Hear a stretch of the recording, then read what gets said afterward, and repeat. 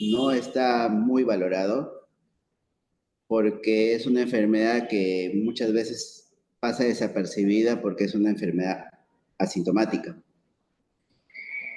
Un tema apasionante, tan apasionante que hoy en día se ha decidido cambiar la nomenclatura, la denominación, que fue acuñada en el año 1980 y que con la finalidad de poder abarcar completamente esta entidad, hoy, el año pasado se cambió el nombre a la patología ahora llamada MALS. Con eso vamos a empezar el tema del día de hoy, hablando de que la enfermedad de la estetosis hepática es una enfermedad que dice que la prevalencia es hasta de un 30%, otras publicaciones llegan hasta el 38% en la población general. Se ha convertido en una de las causas principales de cirrosis. Un trabajo hecho en el Hospital Loaiza encontraron que la primera causa en la población atendida en Loaiza es la estetosis hepática como causa de cirrosis, estrechamente relacionada con la epidemia de la obesidad y el sobrepeso. Y es así, es una epidemia mundial y más aún en Perú, donde estamos adoptando hábitos de alimentación inadecuados, con alimentos ricos en calorías, muy altos en calorías, y el sedentarismo de hoy en día están generando que esta patología se incremente hoy en día. La denominación antigua que se daba a esta patología, la enfermedad del hígado no alcohólico, con sus tipos, ¿no? El NASH y llegaba hasta una fibrosis con la estetosis hepática, el NASH y la fibrosis. Hoy en día ha sido cambiado por nuevos términos que lo vamos a presentar a continuación. Se reunieron, sobre todo las principales sociedades que se encargan de estudiar el hígado, la Sociedad Americana, la Sociedad Europea, Latinoamericana, y todas las que ustedes ven en pantalla, con la finalidad de que se dé una denominación en la cual no sea estigmatizante. El término alcohólico o asociado al alcohol era, era un término que muchas veces para algunas personas se considera como discriminatorio. Pero a su vez, habían algunos cabos sueltos que decían dónde quedan estos tipos de pacientes. Entonces, con esta denominación que se acuña a partir del año pasado, del 2023, se va a dar una nueva denominación a las diferentes entidades de la esteatosis hepática. Esta nueva determinación o nueva denominación se dio a través de un consenso, se llamó el consenso a través del método de Delphi, donde se reunieron las distintas sociedades, donde se expusieron la problemática a tratar e intentaron ellos responder a las preguntas, ¿no?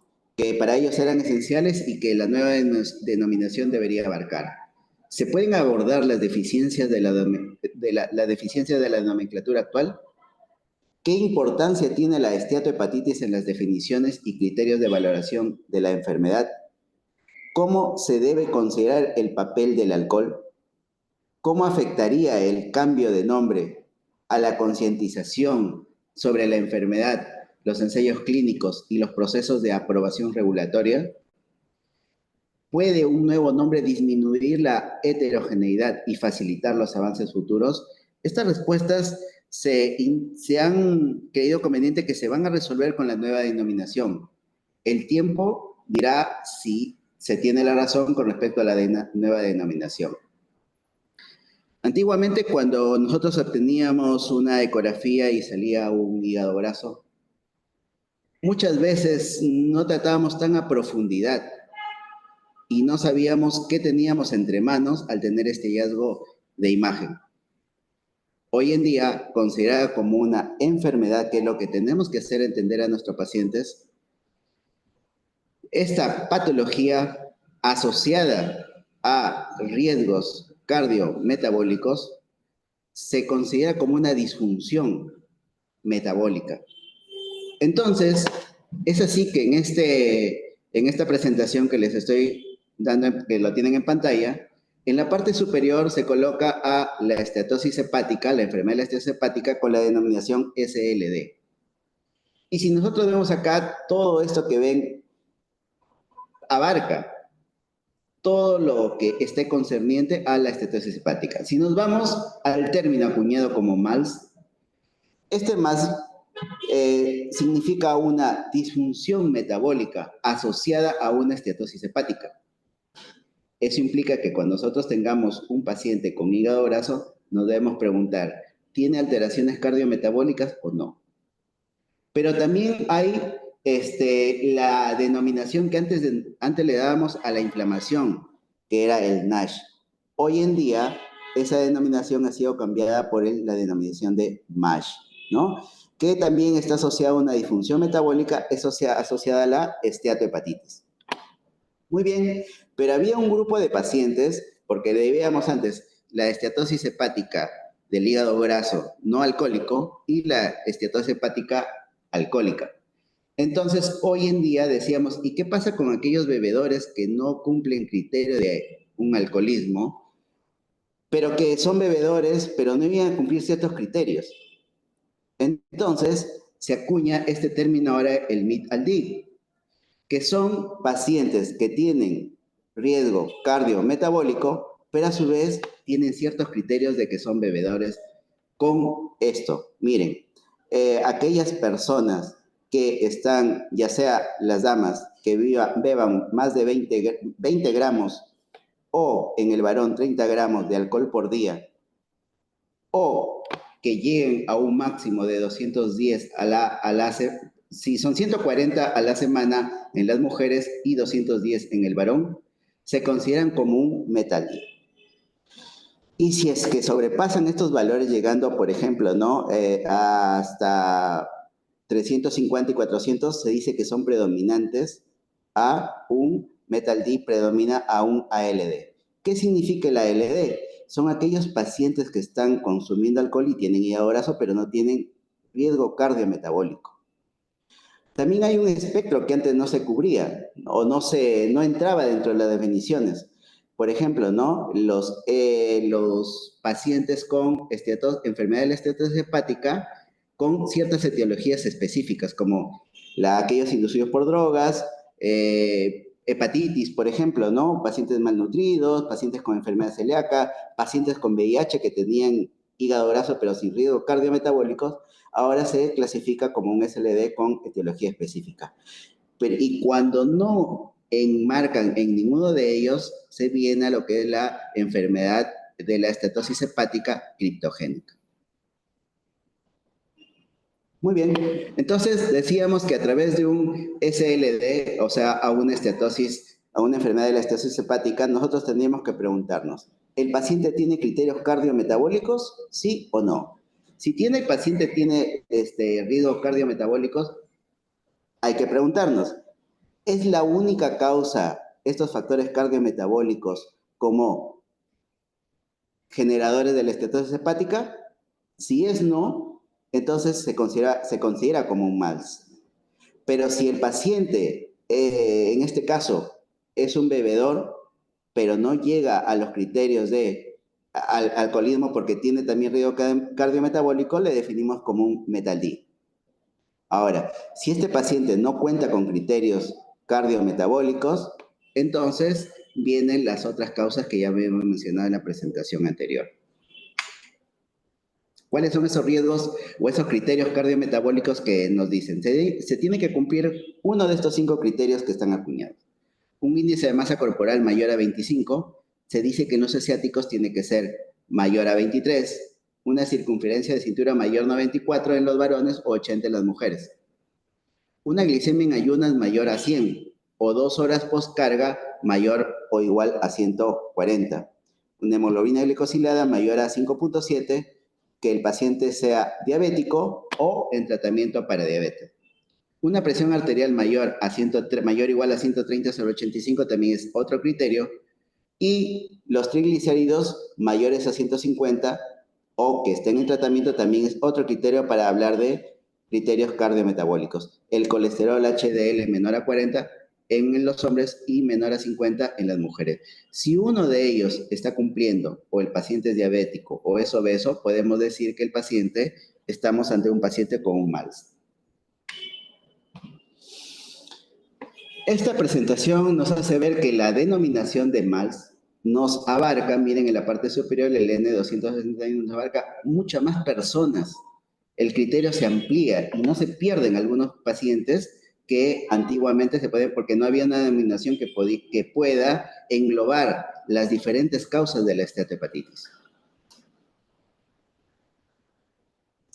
Este cuadrito es muy interesante en el sentido de que las denominaciones del MAS, de Metal D o pacientes con hígado graso por alcohol, sin factores cardiometabólicos, miren ellos cómo se pueden descompensar en el tiempo, según su grado de fibrosis, ¿no? Miren, un F1 en un MAS a los 5 años, su descompensación es menor a un 1%. Pero si este paciente ya empieza a agregar el alcohol, o sea, sumamos el alcohol más riesgo cardiometabólico, su riesgo de compensación es de un 1 hasta un 5%. Y si el paciente no cumple criterios o sea, no tiene riesgo cardiometabólico y su hígado graso es netamente por alcohol, su riesgo de compensación con un F1 es de 2 a 15%. Si nos vamos a los F3 y F4, es donde se incrementan pues los riesgos, ¿no? Lógicamente porque hay un mayor grado de fibrosis. En el MALS se dice que a los 5 años, el 5 a 15% de los pacientes que están en F3, F4 y que tienen MAL, se pueden empezar a descompensar. Igual con el Metal D. Con el Metal D, que son los pacientes con riesgo cardiometabólicos para hígado graso y a su vez consumidos de alcohol, van hasta un 10 a 30%, y en pacientes que solo tienen hígado graso por alcohol, su riesgo de compensación va hasta un 50%. Acá ven los diferentes riesgos cardiometabólicos, la velocidad, la obesidad, resistencia a la insulina, diabetes, dilipidemia, hipertensión. Y en la parte inferior va la cantidad de alcohol. Si es que estos consumen menos de 20 o 30, se dice que no son pacientes en la cual el alcohol está influenciando en la estetosis hepática, mientras que los que consumen alcohol, que van de 20 a 50 gramos o de 30 a 60 gramos en los varones, son pacientes en la cual el alcohol también está sumando para el daño del paciente con riesgo cardiometabólico. Y mayor a 50 en el hombre, mayor a 60 cuando son pacientes netamente bebedores de alcohol. La nueva nomenclatura dice que mejora la etiqueta anterior de no alcohólico y conecta con precisión esta enfermedad hepática con factores metabólicos, anteriormente denominado la manifestación hepática del síndrome metabólico. En la evolución, bueno, creo que los asistentes ya sabemos porque es una enfermedad común, un hígado normal, debido a los diferentes factores, ya pueden ser por factores de dislipidemias, resistencia a la insulina, por alcohol o por otros factores, va a convertirse en un hígado graso. Si la causa de fondo no es corregida, entonces vamos a entrar a lo que se viene ya el MASH, lo que antiguamente se llamaba el NASH. Y luego viene la cirrosis, inclusive el cáncer de hígado. En la evolución del MALS, antes, bueno, llamado esteatosis hepática, cuando se inflamaba, dice que van a un 10 al 25%, y de estos, o sea, de los pacientes con esteatosis hepática, hasta un 25% van a ser una esteatohepatitis, o ahora conocido como el MASH. De esta población, un 25% fibrosa, y de esta población, un 2 a 5% por año va a ser cirrosis hepática, y de esta población va a ser un 2 a 3% por año van a ser hepatocarcinomas. En la histopatología, ya metiéndonos un poquito más, ya saliendo de la denominación, intentando ya más a esta patología que no va a cambiar ya la parte histopatológica, el MAL dice que se observa esteatosis macrovesicular, difusa, sin necroinflamación, no hay fibrosis significativa. Se observan los núcleos glucogenados. El MASH, ya la parte inflamatoria, presencia de una esteatosis, una inflamación lobular y portal y daño a los hepatocitos. Degeneración baladante. En fases iniciales, la degeneración baladante y la fibrosis inician en la zona 3. La vacuolización de los hepatocitos y la necrosis en grado variable son características distintivas y se observan los cuerpos de mala origen. Pero hoy en día, ya casi ya con los métodos que se tienen no invasivos, ya nos está llegando salvo en casos muy específicos, a la parte de la histopatología. En este estudio, que se hizo en el año 2006, en la cual pacientes que iban a ser sometidos a cirugía bariátrica y por obesidad, ¿no? Se hicieron estudios de la histopatología del hígado de estos pacientes. Y miren, en este estudio hecho por Dixon, el 25% de ellos tenían NASH. Pero hay en algunos estudios que llegan inclusive hasta un 98% de los pacientes que iban a ser operados, llegaban hasta un 98% hígados que contenían NASH, ahora denominado MASH. La cantidad de pacientes que tenían cirrosis hepática ya estaban, por ejemplo, en 2% en uno de ellos.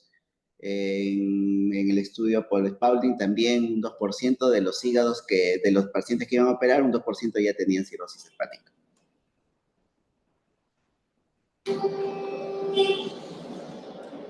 Cuando estamos en la etapa de fibrosis, o sea, un MASH que ya está fibrosándose, la inflamación que ya está generando una fibrosis, dice que progresa a un ritmo más lento en el hígado sin MASH que cuando está presente. Una etapa de progresión de fibrosis en 14.3 años para el MASH sin MASH frente a un 7.1 para pacientes que tienen MASH. Entonces, la idea es que los pacientes no nos hagan una esteatohepatitis. La idea es que estos pacientes estén en un MALS. ¿Cómo evaluamos nosotros cuando ya tenemos un paciente con un hígado graso? ¿Cómo vamos a hacer la evaluación?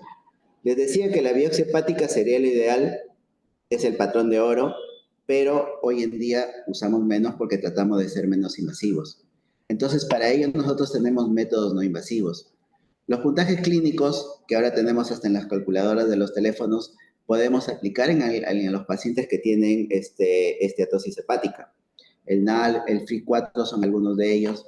O también tenemos pruebas para la medición de la rigidez hepática, como la elastografía. Entonces, nosotros tenemos que ver en qué estadio estamos. ¿El paciente está fibrosando o no está fibrosando?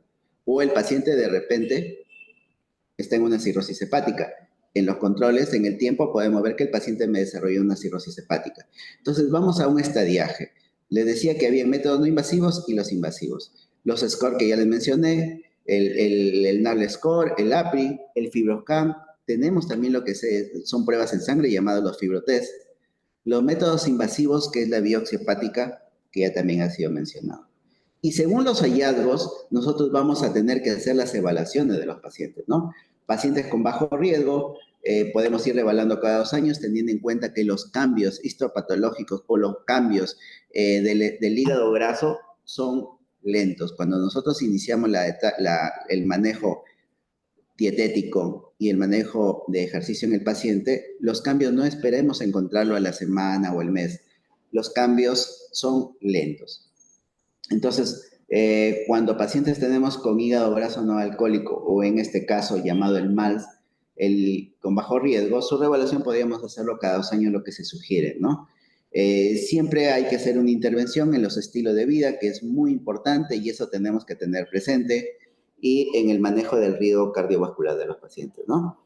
Pero cuando ya estamos en un intermedio, como que acercamos más la vigilancia. Se puede hacer cada 6 meses y cuando ya estamos con alto riesgo, un paciente con un FIB4 mayor a 2.7, ¿no?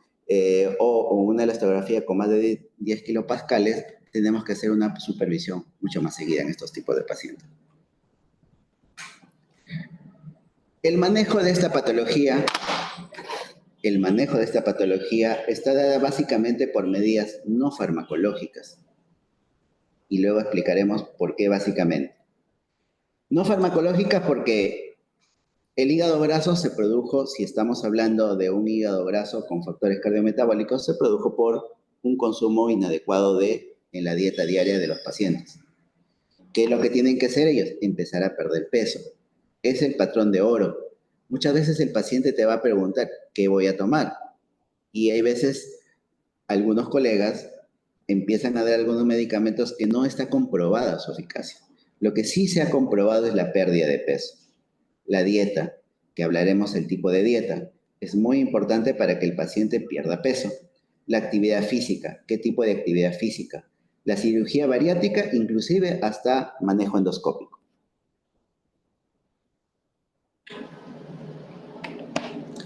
Las intervenciones en el estilo de vida como tratamiento del hígado. ¿Qué tenemos que hacer nosotros? Les decía que uno de los objetivos es perder peso. Entonces van a haber algunos objetivos que tenemos que lograr con nuestros pacientes. En los pacientes que son delgados y tienen hígado graso, su objetivo de descenso de peso es un 3 al 5% del peso que ellos tienen en ese momento. Pero ya si estamos hablando en pacientes con sobrepeso o que están con obesidad, hablan de un 7 hasta el 10%. Pero si el paciente ya está con una esteatohepatitis o un MASH y haya fibrosis hepática, se dice que se debe perder más del 10% del peso con la cual el paciente no llega a la consulta. Otra de las intervenciones que en el estilo de vida en nuestros pacientes son hacer el ejercicio. Es muy importante el ejercicio a la cual tienen que ser sometidos los pacientes. Se dice que tienen que hacer 30 minutos diarios, 5 veces a la semana, o 150 minutos de ejercicio intenso a la semana. Pueden ser los ejercicios aeróbicos o de resistencia, ¿no? Cualquiera de ellos están indicados como parte del manejo del paciente con NASH. O con MASH en este caso, ¿no? Ya nos iremos acostumbrando poco a poco a la nueva denominación. Las recomendaciones que nos dan las guías de práctica clínica en el manejo del MASH nos dicen, ¿no? Con respecto a la restricción calórica, tanto la Asociación Europea, la Latinoamericana y la Americana, todas coinciden en que tiene que ser una dieta con déficit de calorías. ¿Qué nos recomiendan? La dieta mediterránea. Es una de las dietas en la cual está dando resultado para el manejo del hígado graso. Pero que se dice también que solo hasta un 20% de los pacientes con hígado graso se adhieren a las dietas. Al final terminan dejando las dietas y perdemos en el manejo de estos pacientes. Es por eso la denominación de concientizar a nuestros pacientes que estamos ante una patología denominada una enfermedad.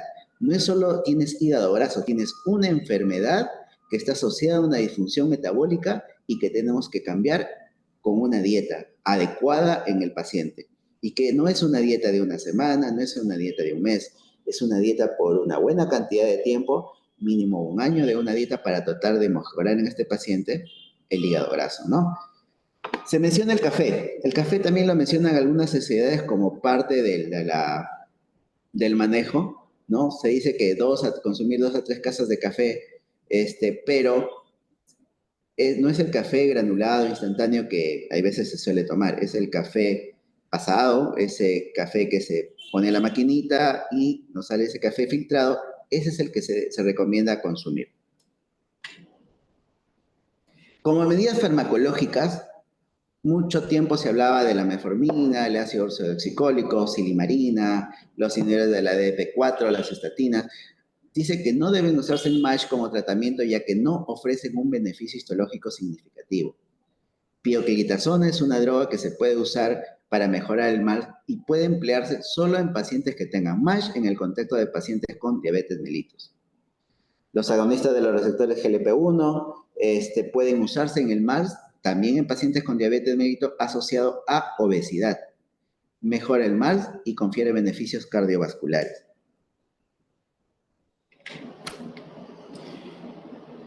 En este año decíamos que mayormente el manejo son no farmacológico, pero entre comillas felizmente en este año ha aparecido una droga aprobada por la FDA, ¿no? Es la primera droga que está aprobada para el tratamiento para el MASH, pero en pacientes que tengan fibrosis, ¿no? Esta droga se llama el resmetirón. Es una droga que ya ha sido aprobada en los Estados Unidos y ya está siendo usada, porque se ha encontrado que en estos pacientes tienden a reducir la fibrosis y la mejora de la esteatosis, de la esteatohepatitis. Miren, en estos estudios, ¿no? Cuando daban placebo al paciente, ¿no? La resolución de la fibrosis en el placebo era de 9.7, mientras que en los pacientes que estaban recibiendo la droga, el resvetirón, 80 miligramos son 25.9% y cuando se aumentaba la dosis a 100 miligramos era de 29.9%. Lo mismo pasaba con la esteatohepatitis, había una mejoría. Es una droga prometedora que esperemos no como algunos medicamentos que salen y luego son sacados del mercado, no se nos quede. Es una droga prometedora que nos puede ayudar mucho, mucho a nuestros pacientes y así poder combatir esta epidemia que hoy en día nos está aquejando a nuestra sociedad. Recordemos siempre que esta enfermedad mayormente se produce porque consumimos inadecuadamente, tenemos una alimentación inadecuada. La educación va a ser muy importante en nuestros pacientes, el ejercicio va a ser muy importante en nuestros pacientes y Nada más, escúchalo y ese es el registro para el certificado. esperemos que en un futuro también podemos estar usando acá en nuestro país esta droga y sea beneficiosa para nuestros pacientes. Bueno, muchas gracias a todos los participantes y si hay alguna pregunta que puedan hacer, estaré acá para poder resolverla. Gracias. Bueno, muchísimas gracias, doctor, por la ponencia del día de hoy, muy explicativa e importante para cada uno de nosotros. Vamos a dar unos minutitos para que nos puedan generar las preguntas nuestros participantes. Por favor, le vamos a dar un minuto para que puedan realizar sus preguntas, dudas, para que el doctor pueda contestarlas. Tenemos una pregunta, doctor. Le doy lectura. Dice, buen día, doctor. Si tuviera paciente con MASH y fibrosis, ¿le puedo dar receta resmetirom, que lo compré por internet, pasé a aduanas, etcétera? ¿O debo esperar algún comunicado de Digemid Perú? Correcto. Lo ideal sería esperar eso, ¿no? Es lo ideal, porque en nuestro país todavía no está aprobado su uso. Eso sería lo ideal, que sea esperar primero que sea aprobado, porque recuerden que es una droga que recién ha salido al mercado y todavía no sabemos los efectos adversos que pueda tener en un futuro. Según lo que nos presenta, aparentemente los efectos adversos son diarrea, náuseas, ¿no? Y los efectos adversos severos llegan hasta un 10.9% o un 12.7% cuando se aumenta la dosis. Entonces, la sugerencia sería esperar tal vez que, bueno, se use en las poblaciones que ya están aprobadas y ver los efectos adversos que de repente se pueden encontrar con el uso masivo de esta droga, ¿no? Muy bien, doctor. Tenemos otra pregunta más. Nos indican, buenas tardes, doctor. ¿Con qué medicamentos podríamos empezar un tratamiento? A ver, les había mencionado que no existe, excepto después que salió el resmetirón, un tratamiento específico. Si nosotros tenemos un paciente con MALS, el manejo es solo no farmacológico, dieta y ejercicio.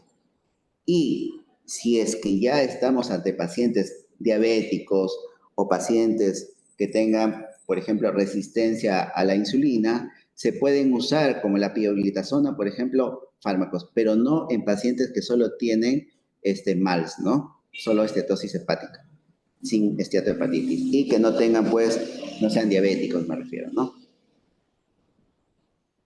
Así es que nosotros sabemos que muchas veces los laboratorios están detrás de nosotros para ofrecer sus productos a los pacientes, pero desde ya sabemos que no van a tener eficacia. Uno de ellos es la silimarina, un fármaco que en su momento se usó, hoy en día se dejó de usar. La vitamina E, por ejemplo, ¿no? Un fármaco que también tuvo su momento que se usó, pero los efectos adversos que a veces pueden ser más riesgosos que el beneficio, como por ejemplo el cáncer de próstata o enfermedades en los vasculares cerebrales, es ser prudente con el uso de estos fármacos porque su eficacia no ha sido demostrada.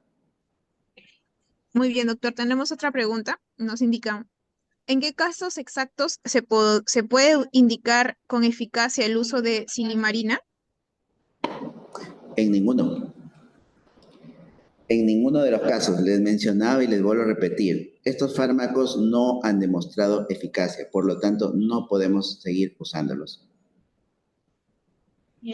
Muy bien, doctor. Continuamos con las preguntas. ¿Los varones que tienen la barriga embalonada es por el hígado graso? No, no. Hay algunas estigmas que debemos sacar de nuestra población. Yo siempre cuando hablo con mis pacientes, seguro si a ustedes les pasan, llegan al consultorio y le dicen, doctor, vengo porque me amarga la boca. Es porque me encontraron una ecografía y he tenido hígado graso, ¿no? Entonces, hay que quitarnos estas cositas de la cabeza y hacerle que a los pacientes también se quiten esas ideas. Ellos tienen que entender y no ir al consultorio porque se distienden el abdomen, ¿no? Que puede ser producto de una dispepsia o puede ser producto de un colon irritable.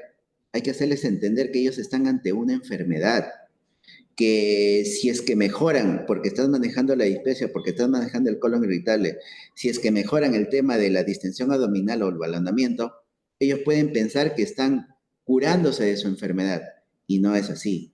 Ellos no están manejando adecuadamente y hacerles entender a ellos que esta enfermedad solo se va a curar si es que el paciente empieza a perder peso según los objetivos ya mencionados o el paciente empieza a realizar ejercicio conjuntamente con la dieta, ¿no? Así es que no es la distensión abdominal una causa o un síntoma del hígado graso. Muy bien, doctor. Continuamos con las preguntas. ¿Los medicamentos usados en el tratamiento se mantienen si existe un embarazo? En el embarazo, no.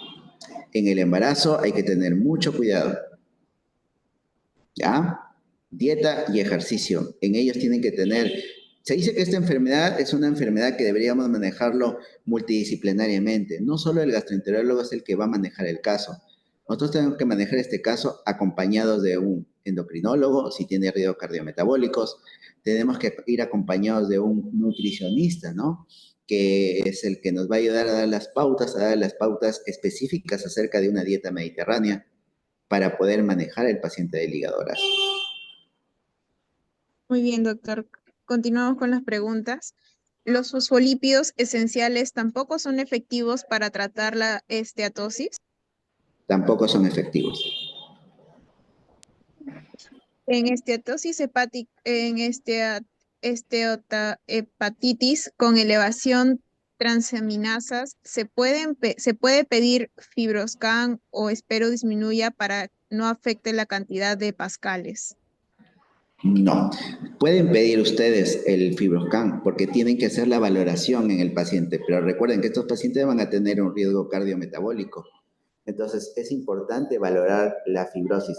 Pero previamente ustedes pueden, porque no es un examen barato, pueden aplicar sus calculadoras, ¿no? Para ver el FI4, para ver el NALP, y según esos puntajes nos pueden orientar y solicitarle una elastografía, ¿no? Pero si es que estos puntajes no me apuntan hacia un F2, a un F3, un F4, podemos hacerle un seguimiento y en el tiempo solicitarle una elastografía según cómo vaya evolucionando el caso clínico. Muy bien, doctor. La última pregunta que vamos a responder, ya el tiempo nos ha ganado. El hígado graso, si no se trata a tiempo, ¿cuáles serían sus consecuencias? Estoy esperando. No escuché porque están hablando alguien. ¿Puede volver a repetir la pregunta, por favor? Ok, doctor. Un minuto, ahora ya. El hígado graso, si no se trata a tiempo, ¿cuáles serían sus consecuencias a futuro? Ok. Es algo que les voy a responder, pero también van a responderle a sus pacientes, ¿no? ¿El hígado graso tiene consecuencias al futuro? Claro que sí. Una de ellas, y la más grave, es la cirrosis hepática, que ya la hemos mencionado en la presentación. A futuro, estos pacientes, no todos, ¿no? Un porcentaje puede llegar a un cáncer hepático por un hígado graso. Esas cosas hay que hacerle entender al paciente. O sea, no es darle la información y decirle, tienes hígado graso, tu dieta y te veo de acá en 2 meses.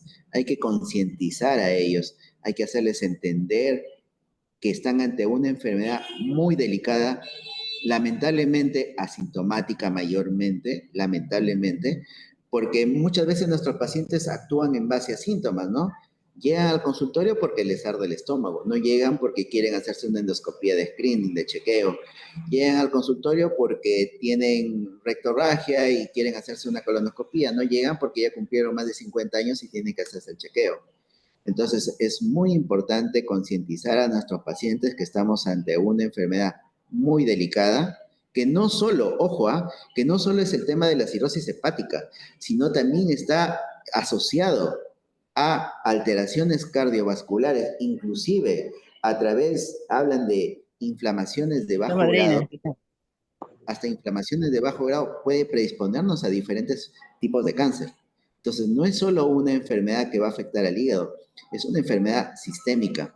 Y eso tenemos que hacer entender, comprender, y en cada consulta, en cada retorno que tenga el paciente con nosotros, hay que hacerles ver que si es que están bajando de peso, están ciñéndose a las pautas que uno le da y van en buen camino, reforzarle la idea que lo que están haciendo es lo correcto.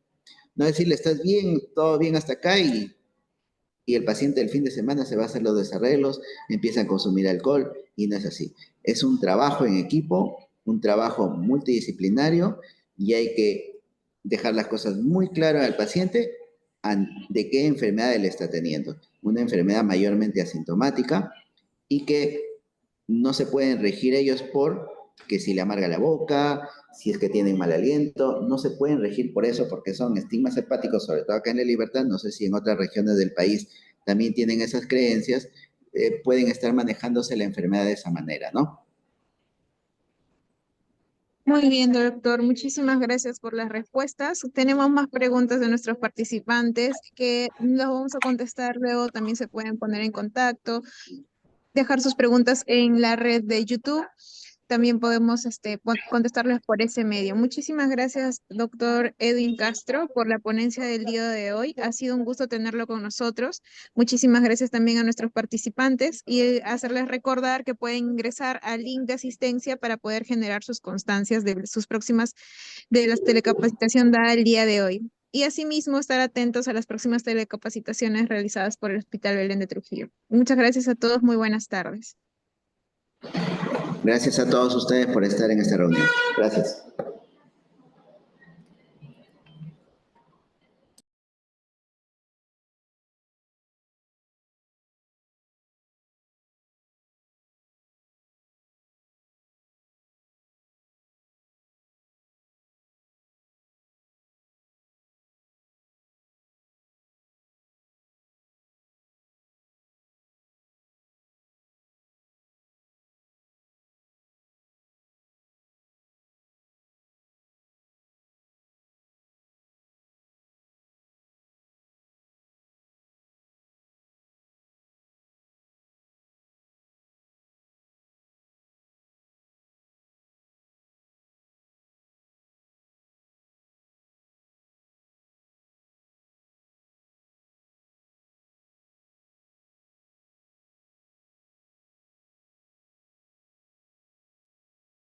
Hasta luego, muchísimas gracias.